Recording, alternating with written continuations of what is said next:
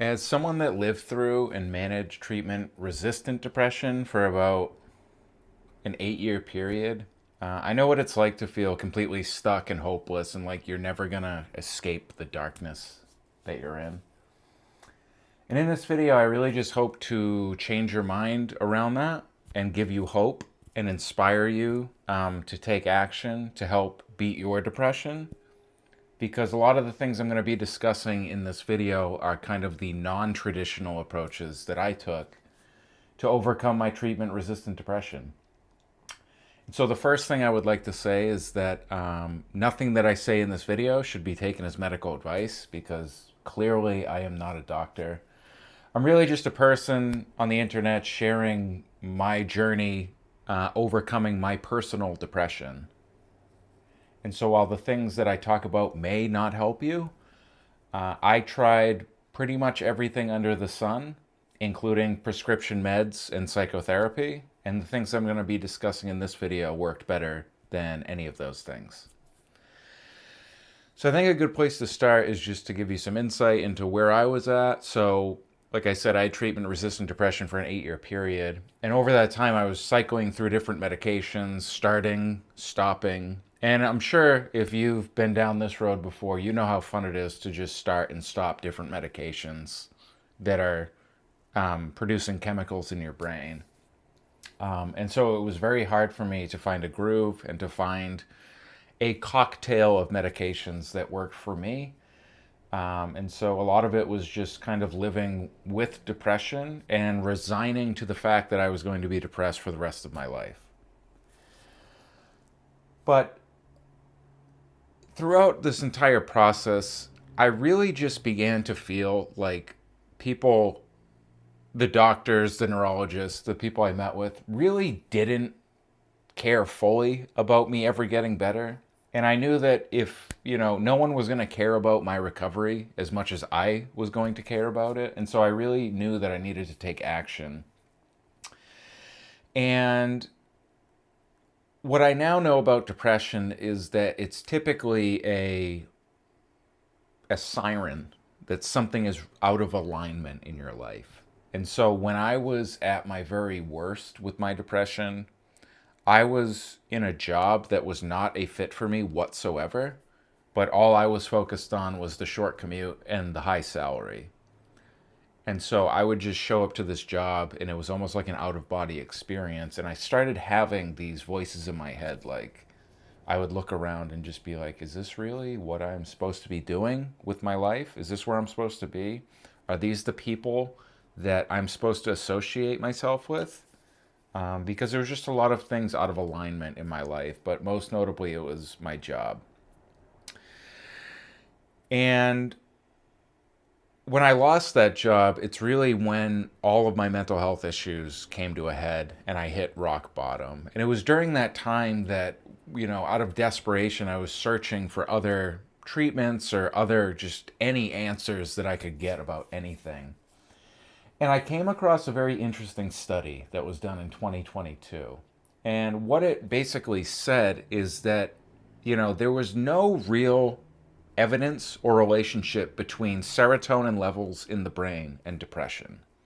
And so, as someone that had been on SSRIs, which are serotonin inhibitors and which produce more serotonin in your brain to deal with depression, this was very eye-opening for me because my entire treatment had been based around serotonin levels that were not where they needed to be.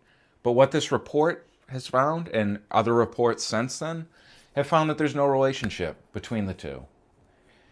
And so this is actually something that really gave me hope that despite for an 8 year period, I wasted a lot of time in my life doing treatments that were not going to help me dig myself out of my depression.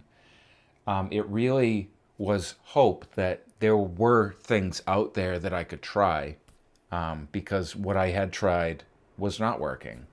And I know that pills and psychotherapy work for a lot of people, but they also don't work for a lot of people.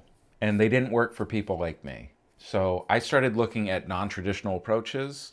And the first thing that I'm going to talk about is kind of as I began my personal growth journey, which really my depression was a spark for getting my life back in alignment,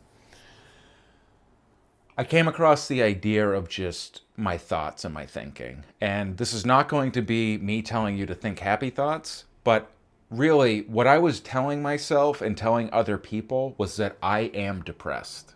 And I was linking my identity to being depressed. So my friends would call me up and say, "Hey, you want to go check this thing out? You want to go to check out this band that's playing?" And I would just be like, "I'm depressed. I'm not really feeling it today." I would tell doctors I'm depressed.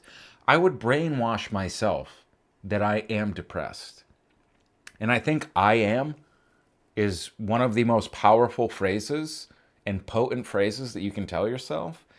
And when I was telling myself I was depressed, I was just resigning to the fact that that was who I was and that I had become my depression.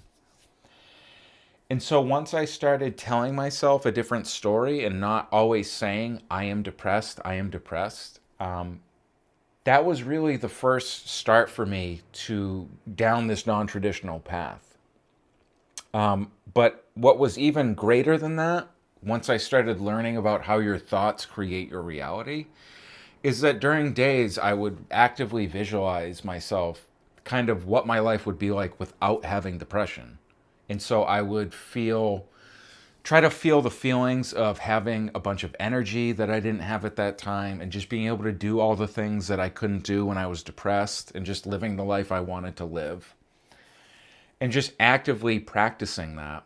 And really, the combination of those two really started to shift something at a cellular level within my body.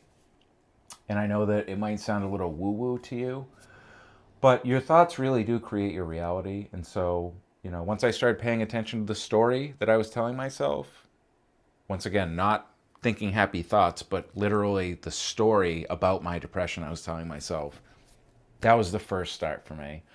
The next big thing that changed, or that I became aware of, was diet. And I live in America where the American food system is a complete joke. It is so ridiculous. And I really can't believe that we are feeding children and everyone else these foods that are loaded with tens of thousands of chemicals and preservatives and food dyes, all of which have been shown to cause cancer and other risks like ADHD and epilepsy and just all sorts of negative research. But these things are packed into these foods. And even the foods that have the healthy labels and the nice name, if you actually dig into the ingredients, what you're going to find is that it could not be anything further from a healthy choice for you or your body. And so what I began to learn about food is that you want to have a healthy microbiome in your gut, which is the bacteria that make up your gut. And so when you're eating whole foods with limited ingredients, it creates a very diverse environment in the microbiome in your gut, which is what you want to have. But when you're eating processed rubbish that is filled with chemicals and dyes, that is not meant for the human body. And so your microbiome becomes far less diverse. And the issue with that is that studies have been shown that the microbiome has a direct effect on your mental health and in particular on depression. And just so you don't think I'm making this stuff up, I'm going to be linking to articles that support what I'm saying in the description below, so that you can start to research this on your own and that you don't think I'm crazy. But through all the doctor's appointments, through all the treatments that I had been through, no one had ever brought up the idea of diet.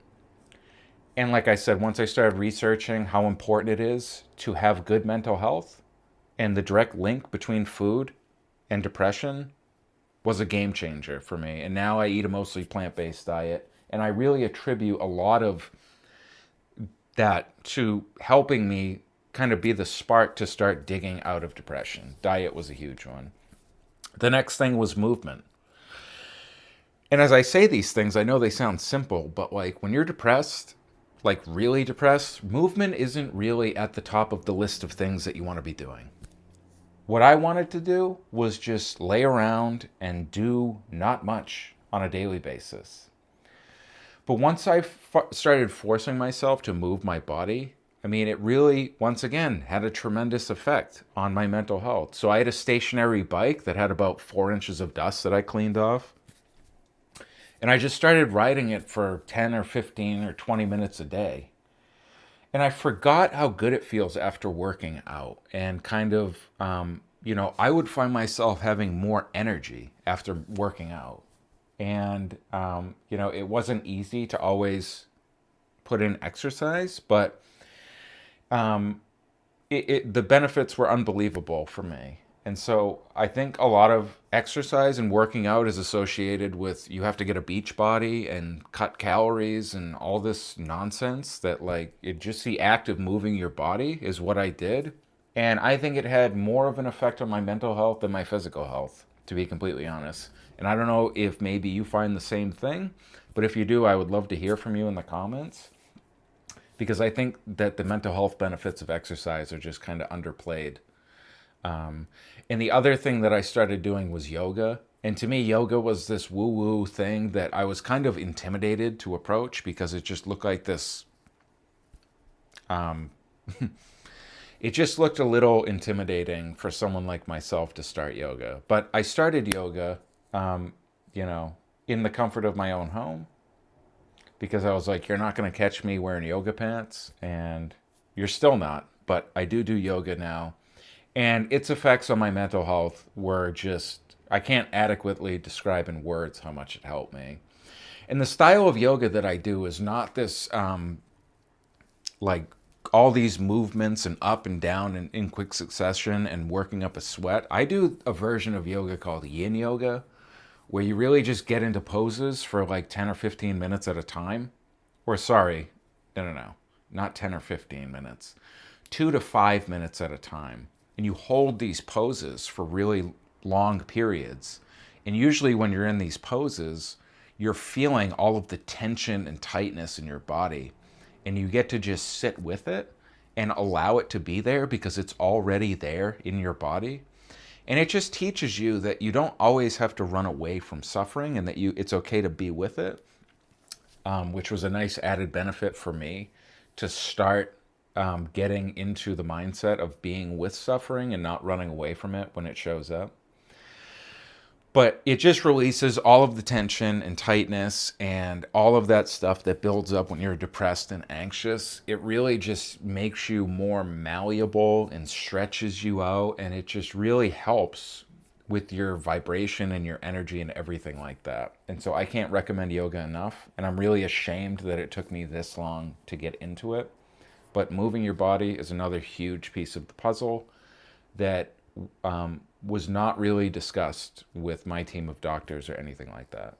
The next thing is supplements. And I know that there's this, people view supplements as kind of like a joke, but there were 2 supplements for me that I found really helpful for my depression, and I'm going to be linking to these exact ones in the description. They also might be affiliate links for Amazon. I've never done anything like this. These will be my first affiliate links. But if what I say interests you and you're interested in using the brands I use that help me get out of depression, I would just appreciate if you use those links because I'm sure I get like 3/10 of 1 penny. But in any event, fish oil was a huge thing. And a lot of fish oil on the market only has DHA in it, which is okay, and there are benefits associated with it, but not mental health benefits. And so what you want is fish oil that has EPA and a high dose of EPA. And once again, I'm going to be linking to studies that support what I'm saying, that EPA and fish oil have a positive effect on depression. That'll be down below. The other one is vitamin D. And I know we associate vitamin D with sunshine, but when I'm in the middle of New England and it's February, I'm not really spending all of my time outdoors in the sun just soaking up the rays that are available because it's sub-zero outside right now. And I literally couldn't even open the door to my car this morning because it was frozen shut. So I'm not outside getting a bunch of vitamin D year round. And even in the summer, I mean, most of the time you're kind of working. I mean, you might sneak to the beach on the weekends, but it's not enough vitamin D. And I think it's like 80% of people have a vitamin D deficiency. And so once I started incorporating a vitamin D supplement, daily supplement, into my regimen, once again, I just started noticing positive effects on my mental health. And I will link to a study that backs up what I'm saying about vitamin D. But those two supplements, among others that I take, I really attribute a lot of me being able to get out of depression to those particular supplements. And so I invite you to conduct your own research as well. Finally, the last thing is just looking at your consumption versus your creation. And what I mean by that is that when I was really depressed, I was just sitting around just consuming TV shows and movies and Netflix binges, and food was another thing I consumed a lot of. It was just this constant intake without me creating anything. And as creative beings, at some point, we need to begin creating things in the world. And when you're just consuming and you're in a state of overconsumption, it has terrible effects on your mental health because we're just not designed to simply be in a state of consumption all the time. And so once I started eliminating some of the streaming services I had and spending less time in front of the TV or on the computer, surfing the web, reading articles and Reddit posts, and, eating a bunch of food when I wasn't even hungry. When I stopped doing those things, I began to feel creative again, and I would do things like I started picking up my guitar again. I started taking photographs again with my camera. Among other things, I learned to cook, which was a huge thing. And I want to be clear that cooking counts as creativity because I think we just automatically assume the arts are creating things like painting pictures and whatnot. But creation really is just the act of bringing something into existence that didn't previously exist. So now I love to cook. But really, I didn't have any passions or hobbies and didn't care about anything when I was just in a state of consuming.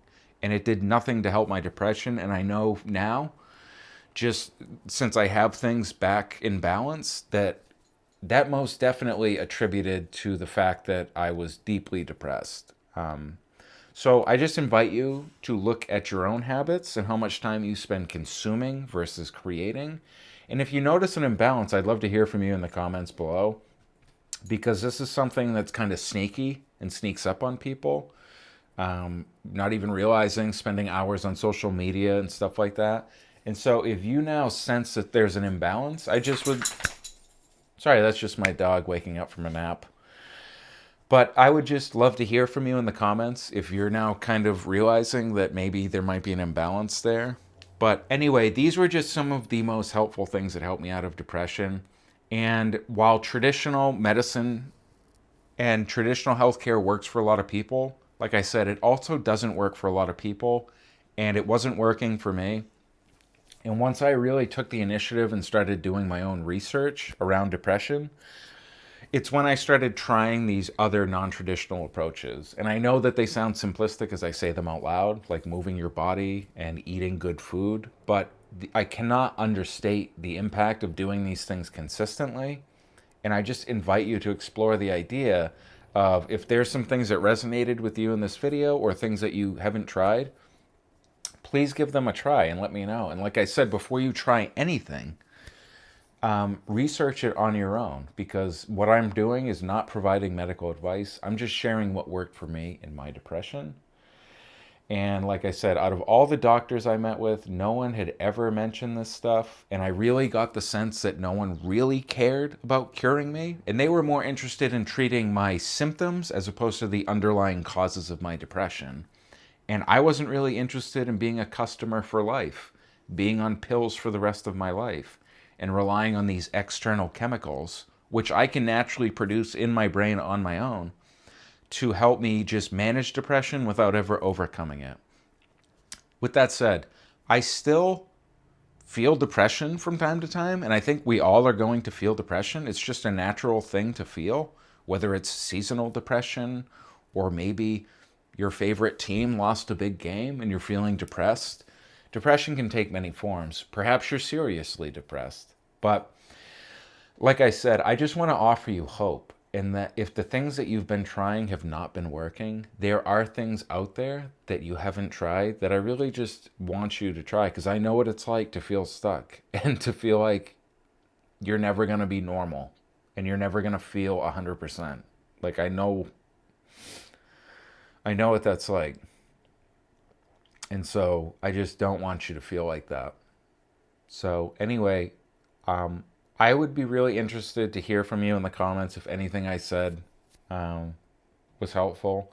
But really, what I'm more interested in is things that I didn't mention, non traditional approaches that I didn't mention, that you do or you tried that really had a profound impact on your depression or your mental health. Because I don't claim to know it all, and I'm learning every day, just like everyone else, the things that work for me or the things that don't. And I'm just really interested to hear from you what has worked for you. So, with that said, I really appreciate you taking the time to listen to me talk about this. This is something very near and dear to my heart, to help others once I've learned something that worked for me. Sharing that information with other people that might be suffering is just really important for me. So, with that said, thanks so much for carving out time in your day to listen to me. I really appreciate it, and I look forward to seeing you in the next one.